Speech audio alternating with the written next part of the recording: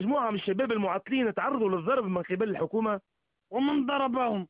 يقولوا أنه قوات الأمن سيد بنكيران. شوف الله يرضي عليك، أنا مجرد رئيس الحكومة، وقوات الأمن تابعة لوزير الداخلية سي محمد العنصر، وهو لا ينتمي لحزب العدالة والتنمية. لكنه ينتمي لحكومتكم سيد بنكيران.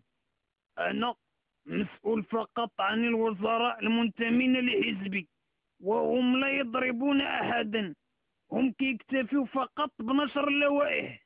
ولكن سي بنكيران تنكر اللي الحكومة ضربتهم بالهراوات. شوف الله يرضي عليك، هاد الشباب المعطلين بمثابة أولادنا، وهم فلذات أكبادنا، إلا ضربناهم مرة ما فيها بس. وزيدون، هذاك الضرب ماشي ضرب همجي، هذاك الضرب بيداغوجي. وحتى الهراوات اللي تستعمل في هذه العملية هي هراوات صديقة. لكن الشباب هذا من المعطلين يتهموا فيكم بالتراجع على التزاماتكم السابقة، شنو رأيك؟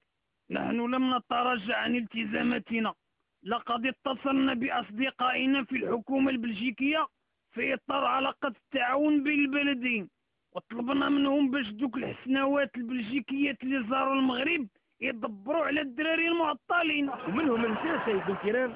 غادي نوضعوهم في البرنامج الحكومي باش نلقاو لهم الحل، فهمتيني ولا لا؟